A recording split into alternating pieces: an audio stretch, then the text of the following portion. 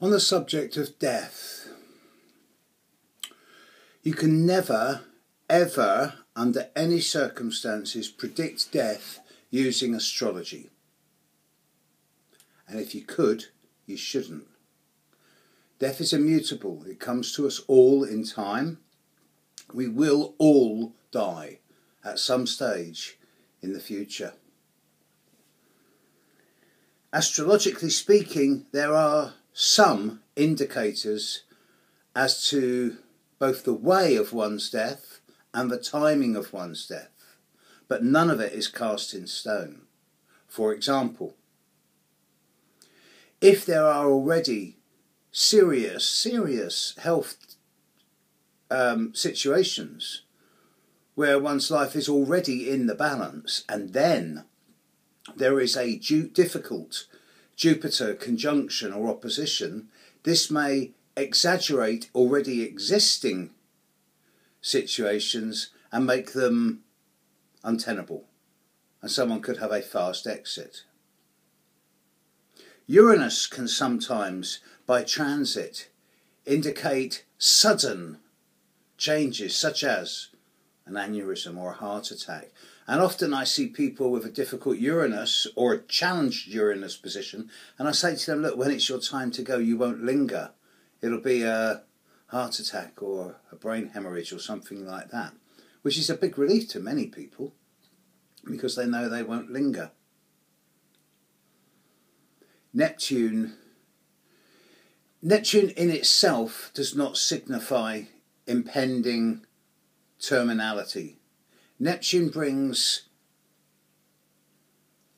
fatigue, weariness. It lowers one's resistance. It brings a sense of weakness at times. Certainly, when it comes to fatigue, it lowers one's resistance at the immunology level. But in itself, it can't be said to be a planet that signifies death. Saturn, Kronos, old father time, a skeleton in the cowl with the scythe. Saturn used to be seen as the planet of death because he's the Reaper, the Grim Reaper. But that's because of his cycles. You know, he has every 29 years he comes back on himself, and there's the 29-year cycle. He's the Reaper man. He reaps and he sows. Saturn in itself, he wraps up situations that are past their sell-by date and have reached the end of their shelf life. He brings conclusions, but he doesn't in itself bring death. Pluto, death and rebirth. Similar to Jupiter, but in a much more specific way. Pluto can seize upon already existing conditions and bring a sense of finality. But remember that Pluto is not only the planet of death, but also of rebirth and transformation. And for every death, there's a rebirth. There are no astrological patterns which suggest an early death. There are many that symbolise a late death. It's my opinion that most, if not all, people who are born with very strong Saturn aspects, especially the conjunction and the opposition of Saturn to the Sun and the Moon, these are the people who will live a long time, at least until their mid-80s, and they will keep their marbles and their mobility till they drop.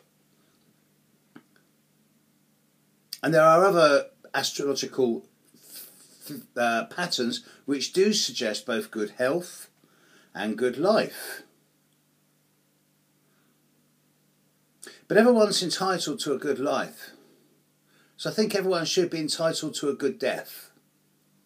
Personally, I'm a fan of voluntary euthanasia once a certain age and a certain state of illness has been reached. There's no point in lingering. If you know you're going to die, then why not allow it to happen more gracefully and quickly rather than long and drawn out? And if this sounds a bit morbid for a Sunday morning, then my apologies. I've very recently been through the death of someone whom I was at one stage very, very close to. She was the mother of my child. And when someone of the same age as you passes, it makes you much more aware of one's own mortality.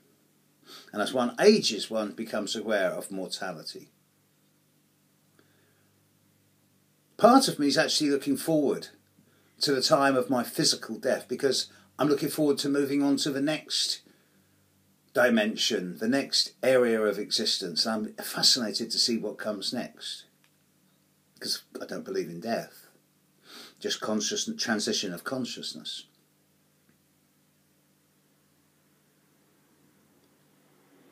But to quote my friend, my ex-friend,